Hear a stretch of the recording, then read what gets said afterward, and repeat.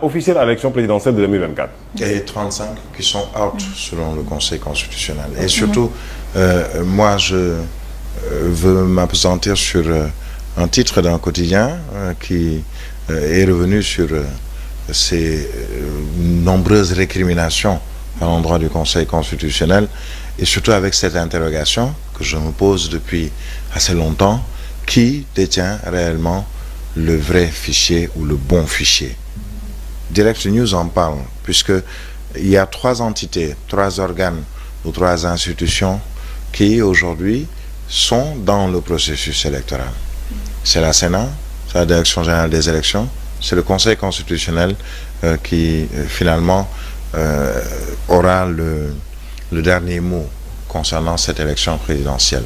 Et cette question de Direct News est, à mon sens, la question qu'il faut poser, et surtout à laquelle il faut donner une réponse. Qui détient le bon fichier? On se souvient qu'en 2019, il y avait le C25, où il y avait 25 candidats à la candidature qui ont été écartés à la présidentielle de 2019 au profit de 5 candidats. Le président sortant, comment il s'appelle encore, Maître Madické Niang, Idrissa Seck, Ousmane Sonko et le candidat du PUR, qui étaient 5, mais à côté il y avait 25 qui ont été écartés sous le prétexte de parrainage. Parmi eux, il y avait El Hadj Malick Gakou, entre autres, en plus des Karim Wade, de Khalifa Ababacar Sall, pour d'autres raisons. Cette année, on se retrouve avec plus de 25, puisque au moins il y a 35 minimum qui sont dans cette même situation, sous le prétexte du parrainage pour les 35.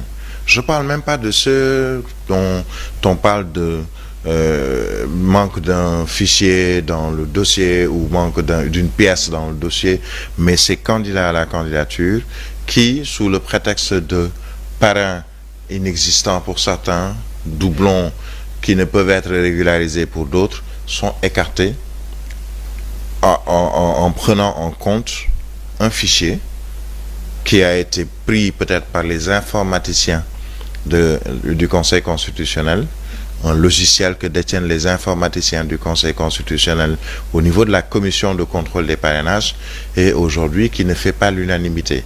Beaucoup de membres de la société civile même se sont posé des questions.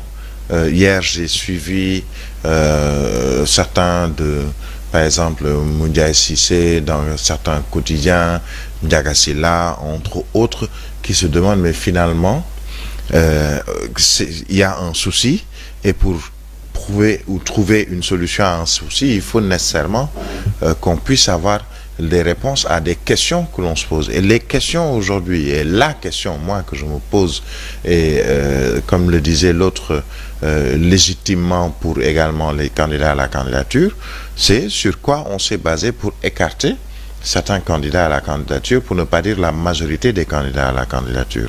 Puisque au-delà du fichier qui est inexistant pour certains, au-delà du fichier de comparaison qui apparemment, quand on parle de comparaison, on compare 2 choses qui existent. On compare le bien et le mal, on compare le noir, il y a une comparaison entre le noir ou le blanc, des choses que l'on voit. Mais on compare quoi entre le fichier que moi, candidat à la candidature, je détiens, sur lequel je me suis basé pour mes parrains, pour avoir le nombre minimum requis de parrains, ou peut-être même le maximum, et même avoir un lot que je garde par devers moi pour s'il y a des doublons, puisqu'il y a certains candidats à la candidature qui m'ont précédé pour le contrôle des parrainages.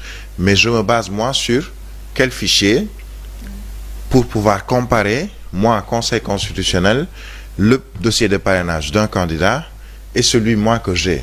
Et la question de Direct News tient et à son sens, et même est très légitime pour les candidats à la candidature. Sur quel fichier on s'est basé pour pouvoir écarter des gens? Et un autre journal qui revient sur notamment ces opposants ou ces ténors de l'opposition qui sont écartés ou qui sont en passe de l'être pour la présidentielle de 2024, du 25 février. le leader de l'opposition, si on se base sur la présidentielle de 2019, Idrissa Seck n'est pas encore sorti de l'auberge puisqu'il lui faut régulariser. Ce sera fait normalement aujourd'hui. Je pense que c'est aujourd'hui qu'on lui a donné rendez-vous à son mandataire et d'autres également. Ousmane Sonko, leader, je le dis et je le répète et je le maintiens, naturel de l'opposition qui est écarté, les prétextes sont différents. Aminata Touré, ancien Premier ministre, Cheikh Hadjibou Soumaré, ancien Premier ministre, un ancien ministre de l'Intérieur, à savoir Ali Ngouille Ndiaye, des gens qui sont très connus depuis quelque temps, même à travers les réseaux sociaux, entre autres, qui sont écartés. Il y a beaucoup à dire par rapport à cette élection et surtout ce que retient un journal, des tensions en perspective. Tchalala écrit ou dit ce matin à la une de ce journal, tout simplement parce qu'effectivement il y a des tensions en perspective et on risque de revivre la même situation de 2019 où c'était même moins compliqué. Il y avait 25 qui n'étaient pas dans les starting blocks, qui se sont ligués.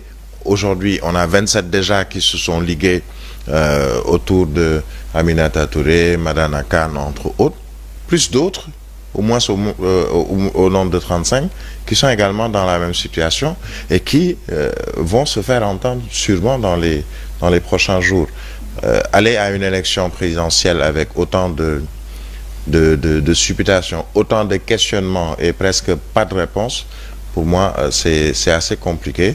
Et la réponse, enfin même pas réponse, le communiqué du Conseil constitutionnel ne me donne pas beaucoup d'informations. Est-ce que c'est pas important également de sortir ce communiqué pour le Conseil constitutionnel d'apporter des éclaircissements oui, vu le les Conseil dernières constitutionnel sorties et les recours annoncés et déposés aussi? Oui, le Conseil constitutionnel a tout simplement suivi, disons, une règle, à savoir, à telle date, j'ai appelé les candidats à la candidature ou le mandataire à venir pour un tirage au sort. On démarre les opérations de contrôle des dossiers en mettant en avant le dossier de parrainage. Ensuite, après avoir fait tout ceci, il y a ce qu'on appelle les résultats. Et ce sont juste les résultats que le Conseil constitutionnel a produits.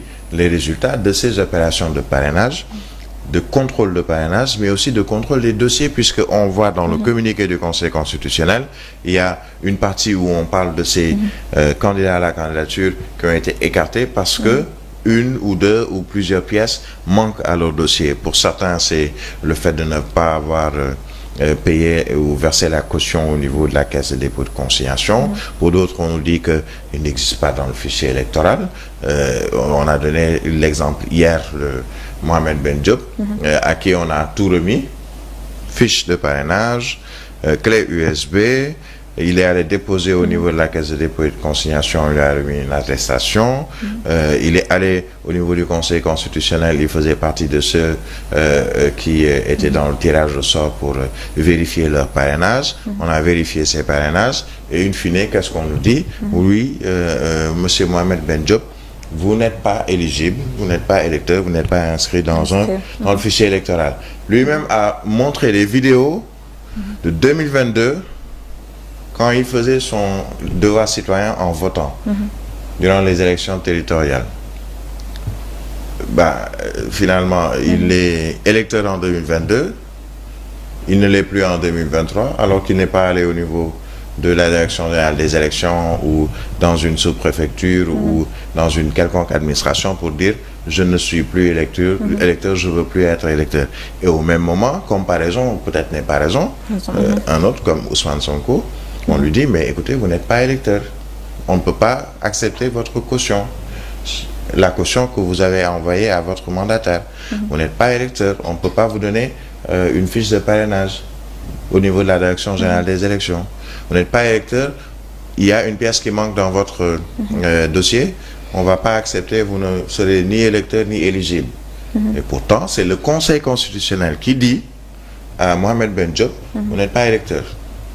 Après avoir fait une vérification, il y a un souci et je pense qu'il faut très rapidement régler ce problème puisque concernant cette élection présidentielle, il y a vraiment beaucoup de récriminations, surtout venant de l'opposition et même de la société civile. Et il y a 28 candidats.